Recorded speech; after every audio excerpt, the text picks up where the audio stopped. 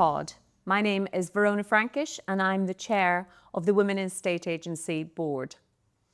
The Women in Estate Agency community is absolutely filled with incredible stories from incredible people doing incredible things.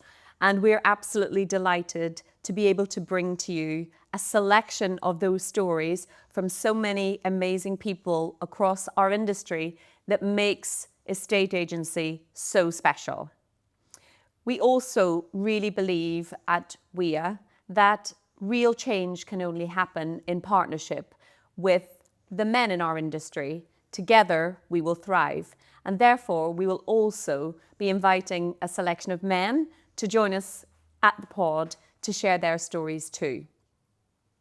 Bringing this pod to life has really been a labour of love, and it's been something we've wanted to do for some time. And we're really grateful to our partners, Digital Sparks, who have helped us make this happen. If you haven't heard about Digital Sparks yet, check out their Instagram and you will see lots of incredible social content that they are creating for lots of businesses within our sector. So today's guest is a real powerhouse in estate agency. She is the founder and the CEO of Lemon and Lime Interiors, a business which I'm sure many of you will know about. However, Elaine Penhaul is somebody that has got loads of stories to tell, a very mixed background in terms of the industries that she's worked across. And whilst I've known Elaine for about a year now, I feel like I've only just scratched the surface. So today, I really hope to delve a little bit more into Elaine's background. So welcome, Elaine Penhaul. Thank you very much. I'm delighted to be here. Thank you for having me. It's great to have you, Elaine. And not only are you our guest today, you're also the very kindly gifted us these beautiful chairs as part of our set. So thank you for doing that as well. My pleasure. And whenever we had our conference earlier this year, you also dressed the stage so beautifully. And I know you firmly believe in this, but certainly we got so much feedback from our guests at the conference that the set, the stage, softened the environment and helped create the right environment for, I guess, a lot of the conversations that we had in that day. But I suppose I'm preaching to the choir here about the importance of staging and aesthetics in homes. And thank you for that. It was a labour of love, really, to get the stage right for you, and particularly for the audience, which is very much about what we do in properties, that we make sure that we know who the audience is before we bring in any piece of furniture on site. So our pleasure Great. to do that. So I mentioned, Elaine, we've known each other for about a year now, and there's lots about you when I started to delve into your background ahead of this conversation that I genuinely had no idea about, which is great. So I want to touch on a little bit about that today. But because the nature of this series is more about stories and people, we're not going to go through a long list of all your jobs. What we are going to touch on is the lessons that you've learned along the way. So you've definitely partaken in lots of different sectors, from actuarial science to sailing and now into property. So it would be really helpful if you could just give us a little bit of an insight into maybe some of the lessons that you've learned as you have worked across various different sectors over the years. With pleasure. So I have what these days is fashionably called a portfolio career. Yeah. In my day was called flitting from one thing to another. And my parents still say to me, and when are you getting a proper job? Yeah. So I think the common threads through all of my career have first of all been the maths. As you know, I've brought a very data-driven approach to the property staging that we do. And that started out with my first job as an actuary, where I was sitting in an office working out essentially when people were going to die and therefore how much they should be paying in terms of their life assurance. And the maths has very much gone right the way through. And then the other common thread running through, particularly from my sailing then my business coaching, and now into the property staging has been about people. I love people like you. I'm fascinated by people's stories, and I'm fascinated by how we can bring, and how I've been able to bring through different aspects of my career, just a different perspective to what it is that they do, maybe some learning, maybe some reflective practice, and that's really been the strong thread through. It's interesting, everything. isn't it? Because you wouldn't necessarily connect maths, data, numbers to interior design. To the layperson, you wouldn't necessarily, but it's so interesting that there's a science involved in interior design and staging. It fascinates me because so many people say to me, oh, I love interiors, I love what you do. And I say to them, what I do has nothing to do with interiors. Certainly at the end of the business that I run, the business makes properties look beautiful. Yeah. What I do in that is to go through, and we've collected data, some would say obsessively, right from the beginning of the business. And I've spent a lot of time analysing that so that we can then evidence very, very clearly return on investment for making presentation of a property look right, and that translates to getting a better sale on it. And that's so important. And I think also, in terms of interiors, in terms of making things look beautiful, it's about maths, it's about symmetry, it's about balance, it's about proportion. Colour is simply a mathematical equation, how much percentage of this colour against how much percentage of this colour, and then we tweak it and it does that. It's all sums. Yeah, totally fascinating. And that really is what I think my approach has brought to staging. Brilliant. So I'm going to go back a little bit across your career, because one of the parts of your career that I'm fascinated by is your time in the sailing industry. And you broke barriers. You have broken barriers in many places in your career, but particularly in sailing, by becoming one of the first women sailing instructors. So tell us a bit about that, and how you were, I guess, received in the sailing world at that time, because my understanding is also quite a misogynistic industry also. Professional sailing and coaching, which essentially for me, coaching meant that I was training instructors to teach sailing. And then I was also helping centres gain RYA recognition so that they would then be able to teach it up at a higher level. And that was very much my career for a long time. I started at the level I was coaching when I was 27. So I had two main barriers. First of all, I was female, and secondly, I was very, very young at that time to be doing that level of coaching. I'm loving that. I have many fantastic examples of where the misogyny really kicked in. My favourite is still, shortly after I became qualified, I went to a centre to do their annual inspection to make sure that everything was at the level it should be. And I had made the appointment with the guy running the centre and walked in to be greeted by his female receptionist. And she said to me, can I help you? And I said, yes, I'm here to see Jeff. And she said, oh, I'm really sorry, but Jeff's busy today. And I said, oh gosh, I'm so sorry. When will he be available? Well, he's on the water, but when he comes off the water, he's seeing the RYA inspector, and so he won't have time to see you. So I said, well, don't wait. I tell you what, I'll just wait here and maybe have a quick chat with him. And she offered me coffee and so on. Jeff came off the water and greeted me and said, oh, fantastic to see you, Elaine. This poor woman at the other end was going, because she suddenly realised that I was, in fact, the inspector. Yes. Yeah. I then went on to teach yachting out of Falmouth. So I was skippering a yacht, teach people how to sail. Essentially, they were going off into flotilla into the Med. And I was working in Falmouth. Now, one of the other skippers for the same company had just sailed his own boat single-handed around the world, and was absolutely hardcore, everything you would imagine, kind of beard pipe, the whole lot. And the other skipper had come out he had retired from the Navy. And I jumped onto the other boat and we went out, to have a bit of practice together. And I realised about 6 weeks into the season that they were running a book to see, betting with amongst themselves and amongst anybody else that would listen, as to how long I would last. Wow. Because, I mean, It's great. what that definitely does is that helps you create and build resilience, right? Because you cannot operate in an environment like that if you're sensitive in any way. You have to have tough skin. You have to have very tough skin. And I think also what I learned was that it was no good butting up against that, that you couldn't challenge that in a way that was, you can't speak to me like that, you can't behave like that in front of me, you can't do that, because I just came across as an angry woman in that sense. And the only way that they imagine we are. Yes, completely. The only way to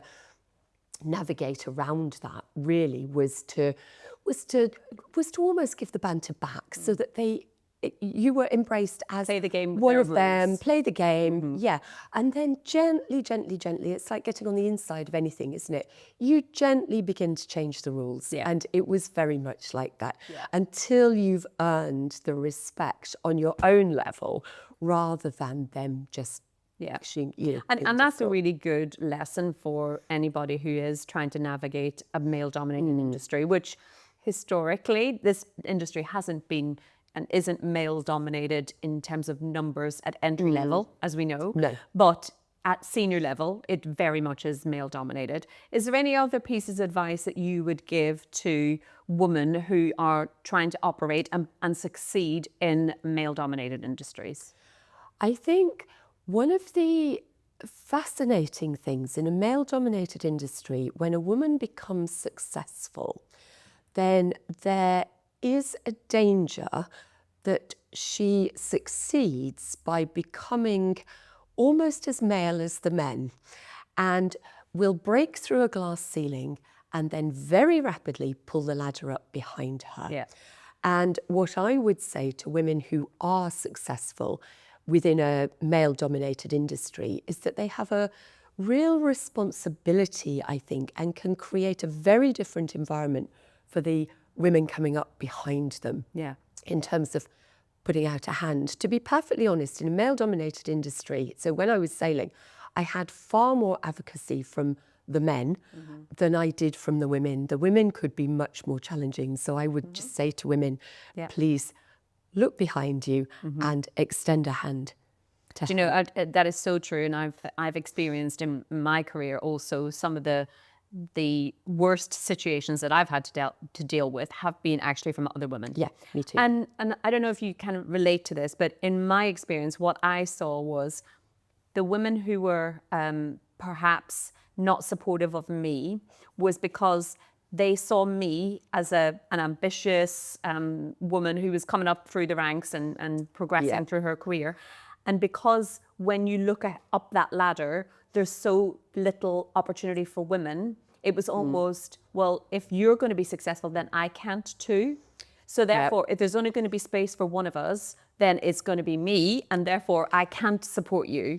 And I think that's a sad consequence of representation, or the lack of representation for females at senior levels. So therefore, I feel really strongly, as you probably know, that when you have a platform and a voice, you should use that for good. You should use that to support and to empower other women, and to bring them, as you say, extend that hand to bring them with you. Yeah, I couldn't agree more. Yeah.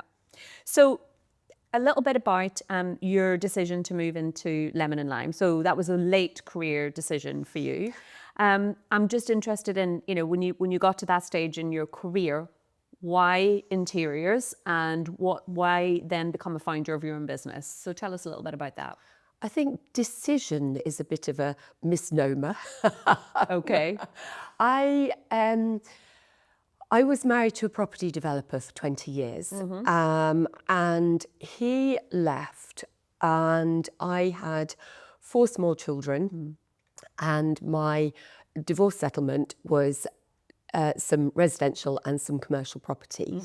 I had no idea how to do anything with any of those things. I'd always run my own businesses. So I had my own business when I was sailing. I was then business coaching. And then I had this property investment business. Right. And it was 2008, 2009 when this was great settling. timing. So really good timing. Fantastic, thank you.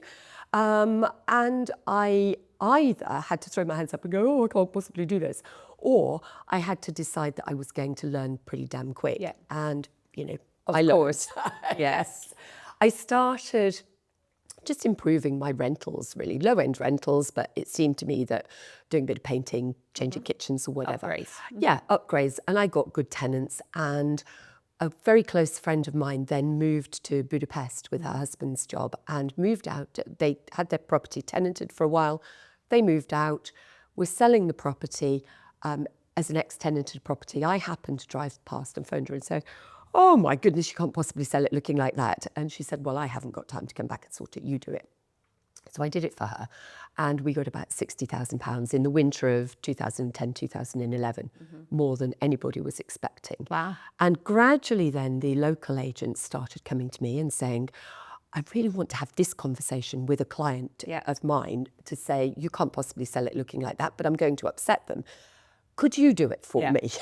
And Brilliant. I was a business coach at that point. I had 1,000,001 ways of saying, oh my goodness, you can't possibly sell it looking like that. So, and it was fun.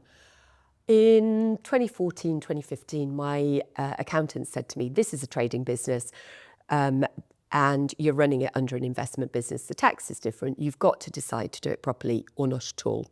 And so I looked around me, and all my friends were retiring and having a lovely life and, going on holiday and going travelling. And I thought, good idea, I'll start another business.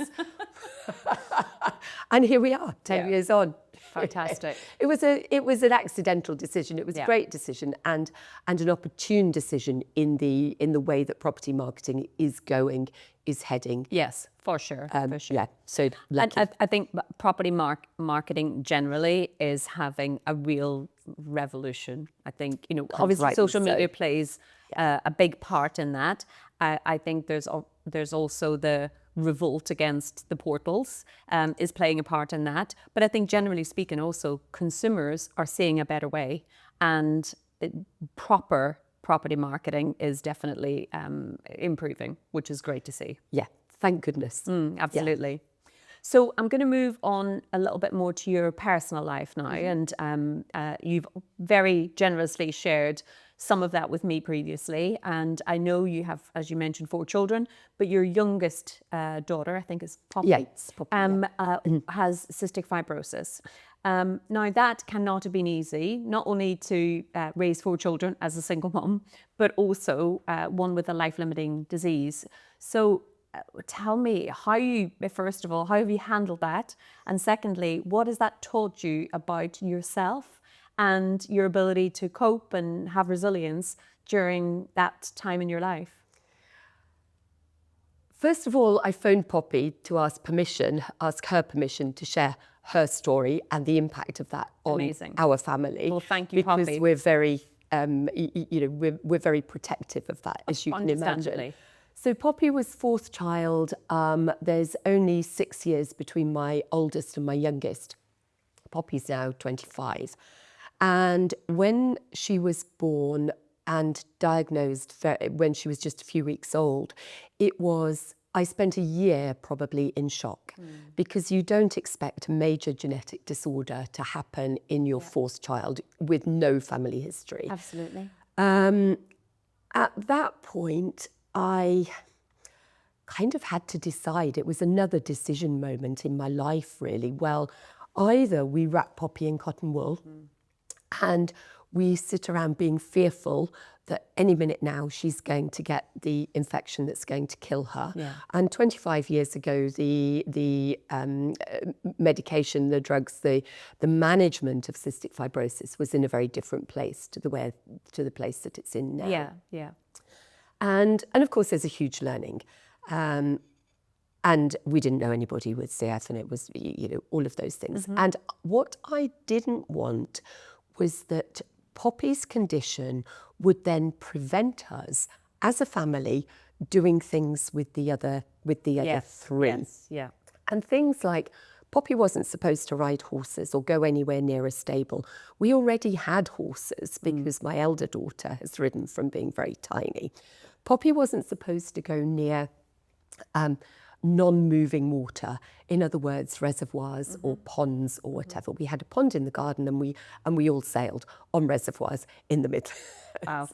So we had to learn to manage her condition around, and just choose to get on with it. I didn't tell anybody except grandparents and godparents that Poppy had CF until she went to school, until she was 5, because that seemed to be a really good way of it not being, oh, poor Poppy. Yeah, absolutely. And defining her as an individual because of the condition. Yes, Totally I just understand wanted her to be normal. So I had an awful lot of episodes where we went to play dates and the other child would have a cold, which potentially could have been fatal for Poppy. Yeah. And I would suddenly remember that Tesco were coming, so I had to dash home. Yeah. Or I'd left the iron on. I mean, I must have come across as so scattered. But also that, I mean, that's that masking of a situation must have been exhausting as well, because not only are you concerned about your daughter and you're trying to an extent, you're obviously trying to wrap her in cotton wool to an extent, but you want her to have a normal life as well. So that must have been tough. Yeah, and everybody else, the other 3 to have a normal life too. Yeah, of course. And I think the toughest bits were when she was in hospital. So we had to visit hospital pretty much every month for a long time. And then, of course, she kept getting primarily Pseudomonas, which is one of the big CF bugs that you really don't want. She had her first lot of intravenous antibiotics when she was 3, which should have meant a hospital admission for 2 weeks, because they always give IVs for 2 weeks as a minimum for CF patients. And she went into hospital, they put a long line into your arm in that point. She ended up with a port, which she then had out and is now her tattoo. But she had a long line in those days, which is just hideous. I can imagine, yeah. And so we were in there for 2 or 3 days, and I said to her team, right, okay, so teach me how to do this. Teach me to give her her IVs so that we can go home. And they go, she's only 3, you've never done it before, and and all this kind of thing. Yeah. So they were very good, and they taught me. And in those days, you didn't get. Now you can get ready-made IVs, and they get delivered to you by the couriers. But in those days, you had to learn, as you would for a nurse, to draw them up. Yeah. And it took about an hour from start to finish, and this was 3 or 4 times a day. Wow. But it enabled us to go home. You were home. Yeah, great. Yeah. And then when she went to school, I continued to do her IVs, and I would just pop to school at lunchtime. Oh, Poppy, you've forgotten your lunch again. Yeah. Let's go and do. Yeah. Again, though, you're masking this situation, and how is Poppy now? What impact has had on her as an adult in her life, and how is she doing? Poppy is very healthy, touch wood. Amazing. She lives in Munich. She has a great job as marketing manager for a company that's owned by Fever Tree. So she has this fantastic life. Her boyfriend is now moving in this weekend as we speak. A new drug came onto the market called Kaftrio in 2020. It was licensed in this country after a lot of battle.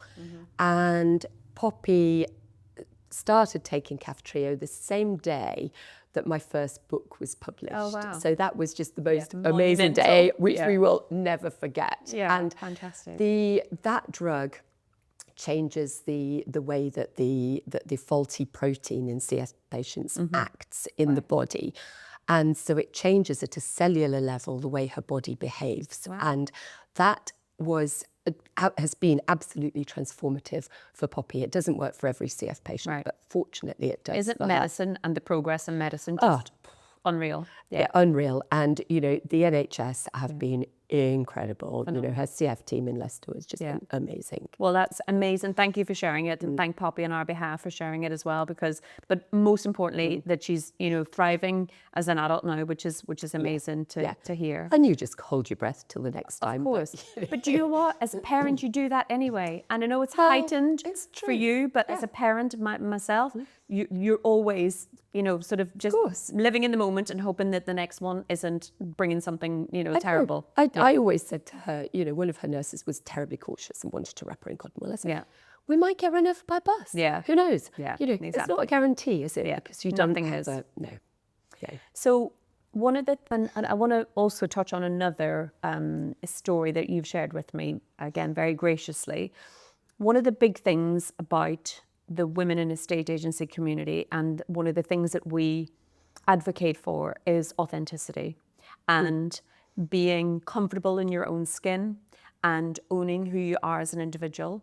And we are in a world now where we're certainly moving in that direction, that people are much more able to be themselves, at all colours of themselves. And I, for one, believe that that's a better world because we can do that.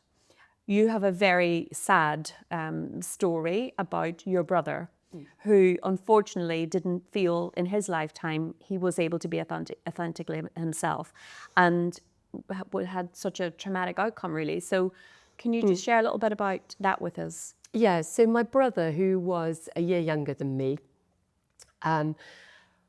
he passed away in 2002 of AIDS.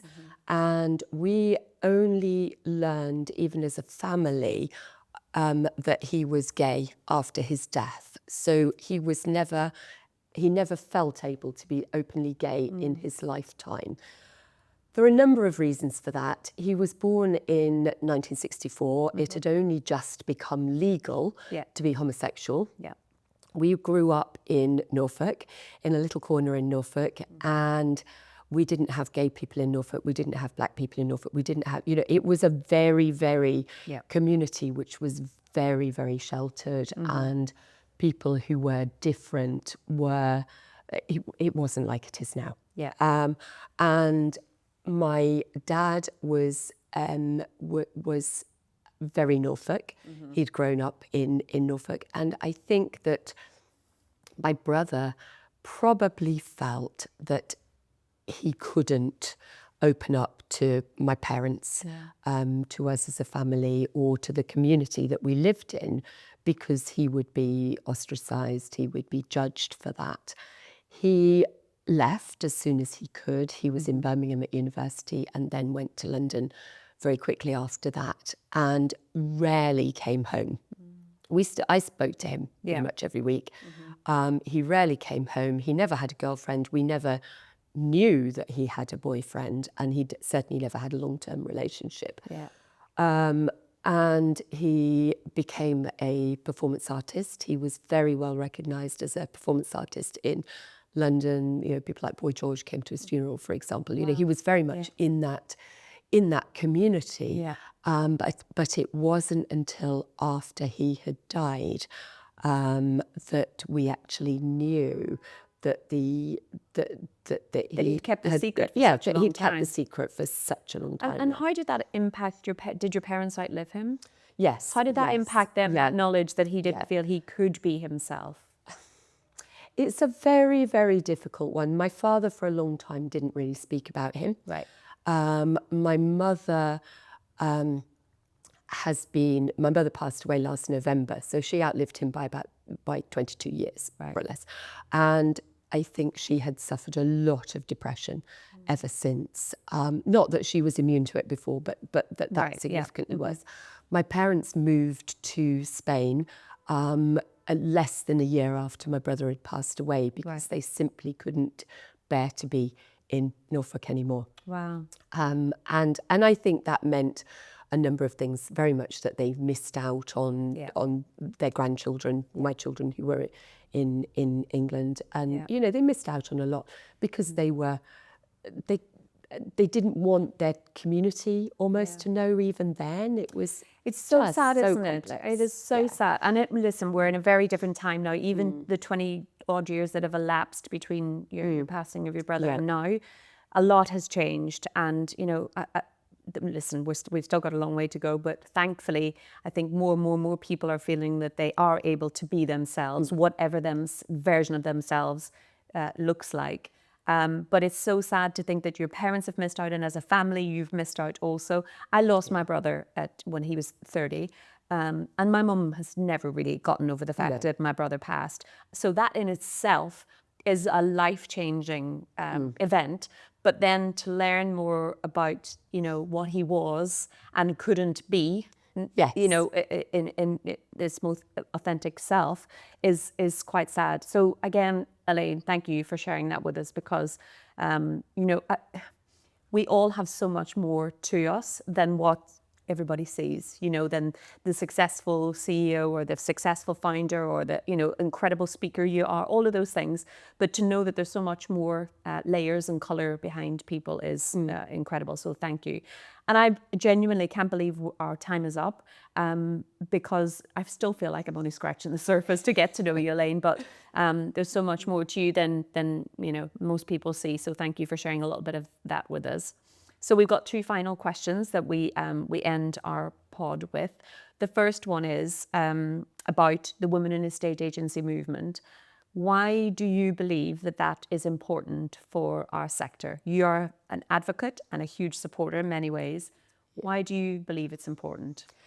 Having run a charity which got more women into professional sailing in an earlier stage of my life, I know how important these charities, events, organisations who genuinely set out to support women and a wider diversity in a community really are. They enable people to be themselves, exactly that. Yeah. I also know, and it's a really important thing, was a really important thing for me too, that male advocacy, so the men that you're bringing into Women in Estate Agency, will absolutely help it to fly as quickly as it possibly can, and to really educate. And it is about education, isn't it? It absolutely is, because I genuinely don't believe that people, for the most part, set out to be prejudiced or have an active bias. No. So much of this is unconscious. Absolutely. And that's where the education and the awareness, comes into play. We've had so much feedback from men when they come to our conference. They listen to the stories and they listen to what our speakers say and the panel conversations, and their light bulbs are going off all the time, thinking, oh, I didn't realize that when I did that, the impact was that, or I didn't realize that people felt that way in this situation. So understanding and learning more about how we can be different leaders, better partners, better brothers, sons, is really important. So yeah, you're absolutely right. It has to be done together so we can genuinely thrive as an industry together. Yeah. So my final question is, we want to put a spotlight on lots of people within our community, women and men. And we're asking every one of our guests to give us a name, a person that they would like to see on a future episode of the We Are Pod. Who would you like to see in that seat in the future? That's so hard. There are so many people, both men and women, that I would love to see here. The person that I would love to hear her story, and I haven't yet because we haven't managed to connect, is Steph Walker from the Agency UK, and I would love to see Steph here. Great. Well, if I know Steph at all, I'm pretty sure she will be more than happy to, because she loves to chat and she loves to be controversial. And I've been on a number of pods with Steph, so we will get her on the list and hopefully she'll accept the invitation. So Elaine, thank you for sharing your story with us. Thank you for joining us, and thank you for our gorgeous chairs. You genuinely appreciate it, and the cushions, of course. Yes. Thank you very much, Elaine Penhaul. Thank you so much for having me.